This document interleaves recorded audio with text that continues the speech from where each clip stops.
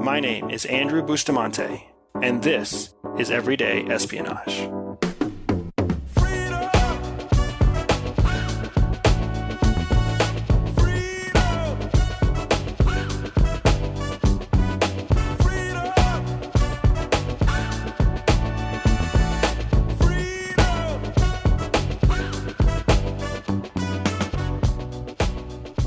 So I recently got back from a trip where I had to go to Los Angeles. Now I go to LA maybe 2 or 3 times a year, and it's almost always at the invitation of somebody in the entertainment industry. Now, if there's anything I've learned about film and TV, it's that it's a super unpredictable, super challenging industry, and one that I'm happy to contribute to, but most certainly one that I can't fathom the kind of resilience and hard work it takes to succeed in film as an actor or a director, a producer, whatever it might be. So if anybody out there has ambitions of going into film, you have my absolute respect, because that is such a challenging industry.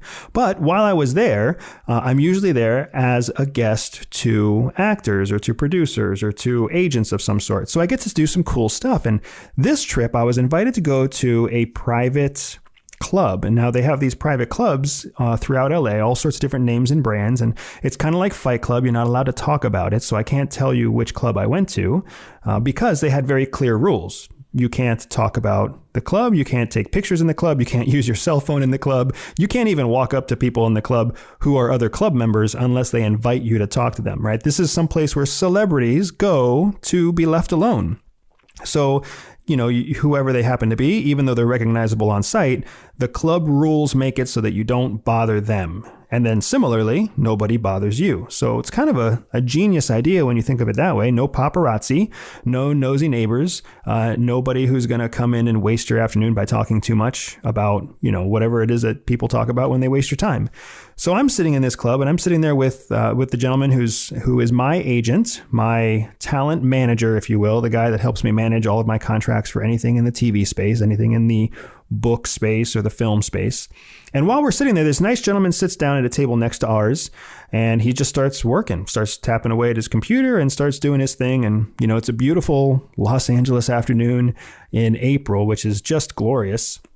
And then it turns out that the gentleman sitting next to me and I order the same lunch. So the lunch is delivered and we both have the same plate, and we just strike up a conversation within the rules of the club, right? I didn't interrupt his lunch. He didn't interrupt my lunch. We just kind of mutually made a joke about having the same lunch. And that conversation went on to grow. Now, it turns out that his name is Michael. Really nice guy, really cool, interesting gentleman. And we start talking about business. He asks me what I'm in LA for. I tell him about Everyday Spy. He tells me that he was a founder of a startup that he was able to sell back in 2019, I believe it was.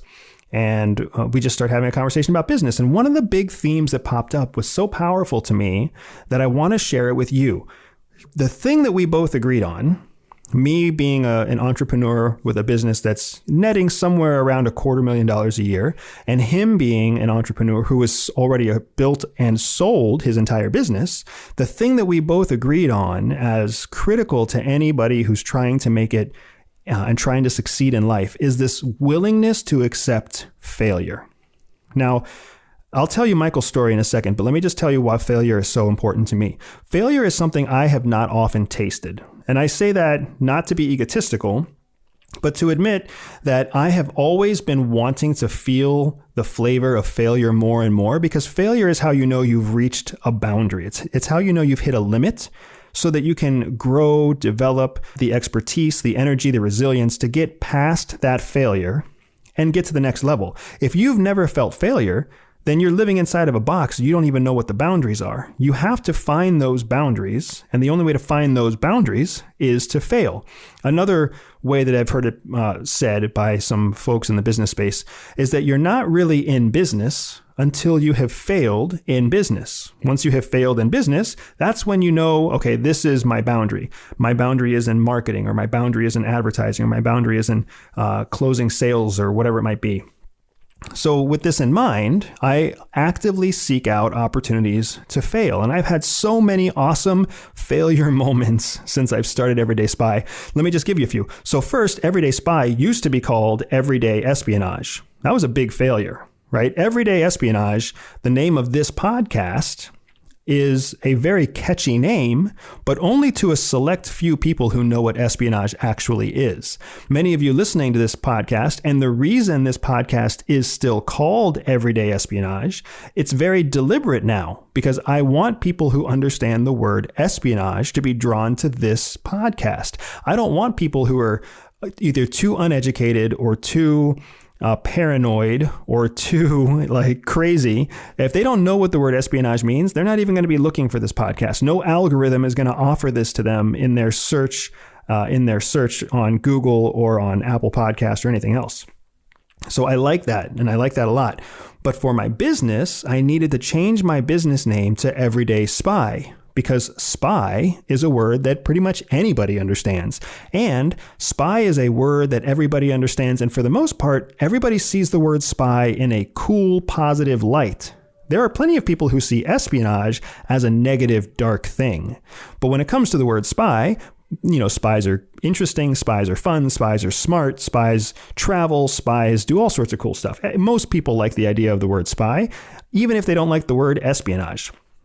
Had I not started by calling my business Everyday Espionage, however, then I would have never run into the boundaries that happened when I called my business something that was so specific that I basically cut off most of the audience. There were a lot of people who didn't know what Everyday Espionage was. It was really hard for me to explain. It was hard for me to make an elevator pitch. It was hard for me to be able to find the right audience because there are so many people out there who just think espionage isn't what it really is. So that was one failure. That was a small failure compared to some of my other failures. I don't know if for those of you who've been listening for a while, I think I told you the story once that I actually tried to start a bounce house business and that failed. I actually tried to start a consultancy where I was giving people advice on how to get into the military academy. That failed. So I've had all these business failures. I went to get my MBA at a business school in Florida. And even though I got good grades at that business school in Florida, there were multiple exercises where I had to do something in the marketing world or something in the strategic planning world, some kind of project where I got a massive fat F or a D on it. So I have been able to experience just wonderful boundary discovering failure throughout my business education. So now let me take you back to that private club in LA. So I'm sitting here with Michael and I'm explaining to Michael how much I've enjoyed building my business because I've been building it on the back of failure. Failure after failure teaches me something new. I make some kind of change. I adapt and my business grows. Then Michael decides to tell me that failure has been critical to his success also. So Michael started out as a marketing professional. And he was doing marketing in New York and he was doing marketing in other parts, big cities around the world. And he was always trying to climb the corporate ladder in marketing for big firms. Sometimes it was ads. Sometimes it was sports, whatever it might have been at the time. Sometimes it was digital. Sometimes it was print. Until he was laid off from a marketing agency when he was in New York.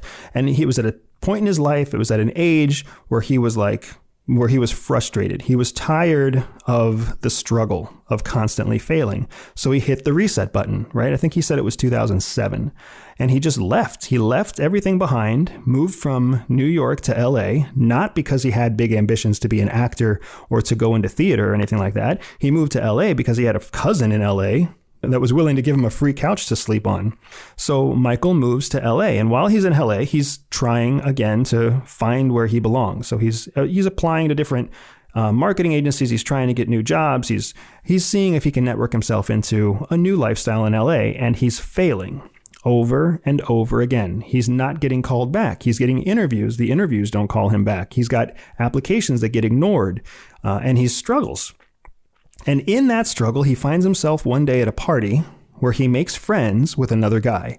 And this guy at the other end of the table that he meets is also having tons of struggles. And that guy's in like the shipping and logistics world. And they end up striking up a friendship over their mutual struggles, their mutual failures, trying to build a life for themselves in LA. Well, through that friendship, an idea is born. And their idea is that the friend has the ability to source inexpensive razor blades from overseas. And Michael knows that that razor blades are a marketing area that is really only controlled by 2 or 3 big companies. So the idea is, what if they can make a razor, like your men's razor, your women's razor? What if they can make a razor that is cheaper and more accessible than what all the mainstream razors are? Now, it's funny as I'm sitting here talking to Michael, because I have a face full of hair, and I always have. And when I was in the military, I used to have to shave twice a day. And it's really miserable to shave twice a day because razor and razor blades are so expensive.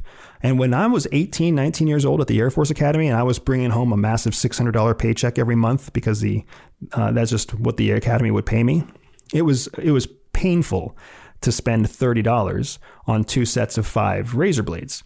So as soon as Michael told me about this pain in the marketplace, this idea that razor blades were overpriced, I completely agreed immediately, because I remember I was in school in 2008, and I remember exactly how expensive razor blades were. So they birthed this idea to start a company making cheap razor blades. And it turns out that the company they built is called the Dollar Shave Club. Now, many of you might have never heard of Dollar Shave Club. Many of you might belong to Dollar Shave Club. But the idea was kind of brilliant, if you ask me. They would make a generic razor blade, and just like a Gillette or a Chic or any other main brand razor, they would make a generic. They would put it in a box with some other kit, and then they would send it directly to your door. And you would sign up for a monthly membership, and for $1 a month, you would get new razor blades shipped directly to your door. $1 a month compared to going to the grocery store and paying $15 for 5 blades. It was awesome. I thought the idea was brilliant. So then Michael and his friend launched this business, and they're doing it all basically out of their garage. They're creating little shipping boxes, and they're putting these generic razor blades in there, and they set up 100 or 150 or whatever pre-boxed razor blades for their big launch day. Now, here's where the magic kind of happens. They had no budget for a commercial. They had no budget for a big marketing launch or a promotional launch.